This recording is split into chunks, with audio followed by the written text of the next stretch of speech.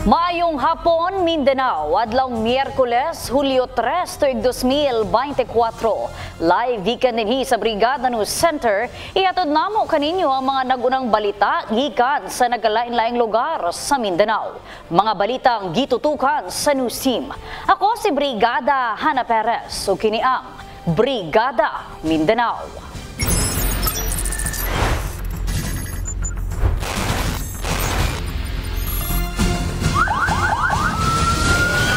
Mas palauman pa sa Tacloban.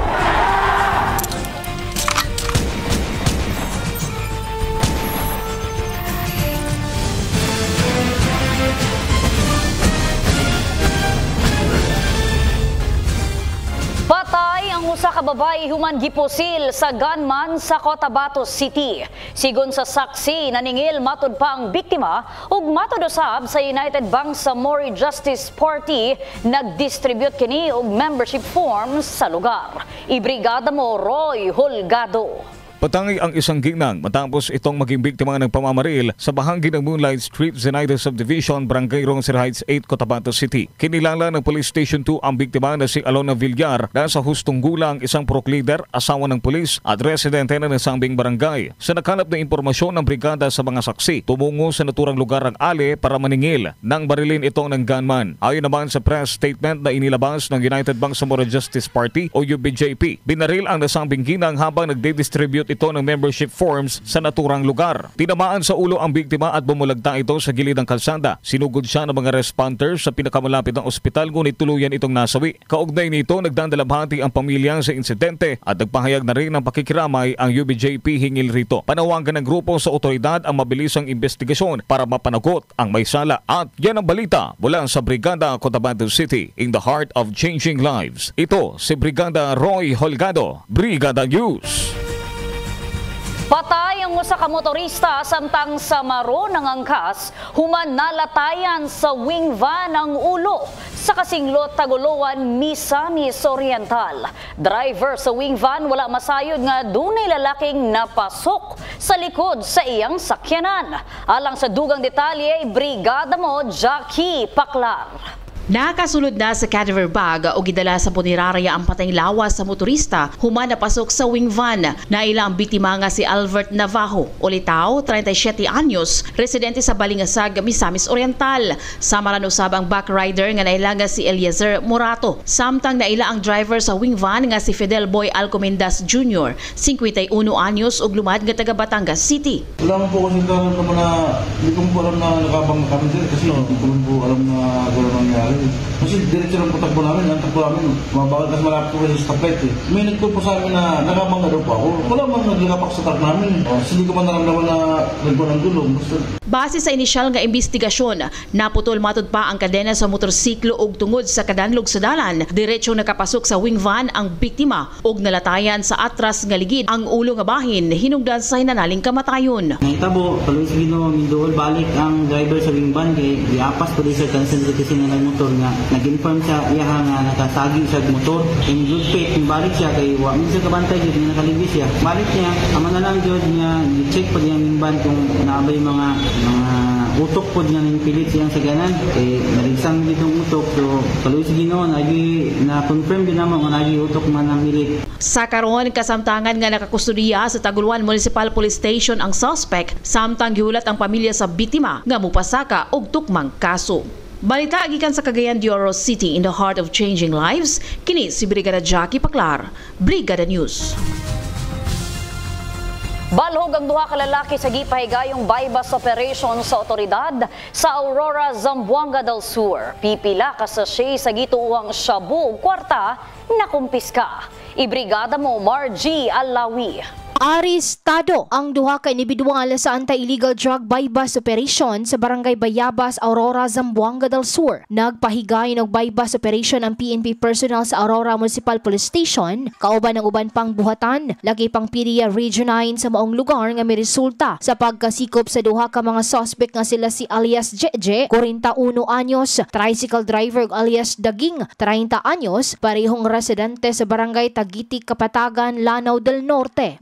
Nakuha gikan sa mga suspect ang usa ka square type heat cell transparent plastic sachet nga dunay sulod nga gituhuang shabu. Isip buy-bust evidence, usa ka medium size heat cell transparent plastic sachet nga dunay sulod nga white crystalline substance nga gituhuang shabu, usa ka 500 peso bill isip buy-bust money. Ang mga nakumpiskang droga gi-turn over sa Zamboanga do Sur Farms and Unit Pagrian City alang sa qualitative o quantitative examination. Samtang gidala sa Aurora Municipal Police Station ang mga dinakpan alang sa tukmang lakang. In the heart of changing lives, kini si Margie Aureo Alawi, Brigada News. Gipanghimakak ni South Cotabato Governor Reynaldo Tamayo Jr. nga gihulga niini ang mga mayor sa BARM nga ipailam sila sa sudit ang mga dili musuporta sa United Bangsamoro Justice Party. Ni depensa usab ang gobernador sa pamahayag ni Maguindanao del Sur Governor Bay Mariam Sangki Mangudadato nga makiglabot kini sa politika sa BARM. Ibrigada mo, Argene Gasis. Pinabulaanan ni South Cotabato Governor Reynaldo Tamayo Jr. na binantaan nito ang mga alkalde ng Bangsamoro Autonomous Region in Muslim Mindanao o BARM na isa sa ilalim sa audit ang mga hindi susuporta sa United Bangsamoro Justice Party o UBJP. Ayon kay Governor Tamayo, National President ng Partido Federal ng Pilipinas o PFP, na regular process ng gobyerno ang audit na isinasagawa ng Commission on Audit o COA at wala umanong dapat ikabahala ang mga alkalde. Nilinaw din ito na layo ng audit na mapaigting pa ang good governance sa BARM upang maging modelo ng ibang rehiyon at ng isinusulong na federal form of government. So it's a model na dapat kami nag-look up kami dito nga dapat maging successful siya para ma-replicate natin dari sa iba niya mga region. So hindi ko maintindihan kung nag-alboroto ang tanan. Dumipensa din ang gobernador sa pahayag ni Maguindanao del Sur Governor Bay Mariam Sangki Mangudadato na nakikialam ito sa politika sa BARM. Inihayag ni Tamayo na ang kanyang pakikipagpulong sa mga alkalde ng Bangsamoro Region ay alinsunod sa direktiba ni President Ferdinand Marcos Jr. Aniya, bilang National President ng PFP, ito ang inatasan ng Pangulo kaugnay sa mga usaping politika ng partido. Napag-alaman na may nilulutong alyansa ang PFP at UBJP. Yan ang ulat mula dito sa lungsod ng Coronadal. Ito si Brigada Argene Bautista Gasis, in the heart of changing lives, Brigada News. Nangayo og pasaylo si Kidapawan City Mayor Paulo Evangelista atol sa iyang State of the City Address tungod sa mga kinawatay ug pagpangarnap og motor nga nahitabo sa iyang syudad. Usa sa iyang solusyon mao matud pa ang paghatag og reward nga 10,000 pesos sa kinsamang makatabang sa pagdakop sa mga sospetsadong kawatan. Ibrigada mo, Eva Molina. Nangayo og sorry si Kidapawan City Mayor Paulo Evangelista ngadto sa katauhan kabahin sa sunod-sunod nga kinawatay og pagpangarnap og motor dinhi sa Kidapawan City. Kini ang gibungat sa mayor atol sa iyang State of the City Address o SOCA kaniadtong Lunes, Hunyo 1. We will not deny bagay nga kahitabo nga kay-mapping, bagay nga kahitabo nga pagtanawat. And I am sorry. I apologize in behalf of the entire police force. Human nagsorry, mitanyag usab kini og 10,000 pesos sa kinsa makatudlo o makatabang sa pagdakop sa kawatan o karnaper. Sumala ni Mayor Evangelista, mahinungdanon alang kaniya ang pagpaligon sa peace and order situation sa Dakbayan. Naghangyo kini sa katawhan nga motabang og magpabiling vigilante tungod sumala niini ang problema sa peace and order dili kayang sulbaron sa mayor lang o sa kapulisan lang. Tungod nagkinahanglan kini sa tabang sa komunidad. I ask your help. Nangayo ko sa inyong tabang. Kay kini nga problema sa peace and order, dili kaya sulbaron sa inyong mayor lang. Dili kaya sulbaron sa atong kapulisan lang.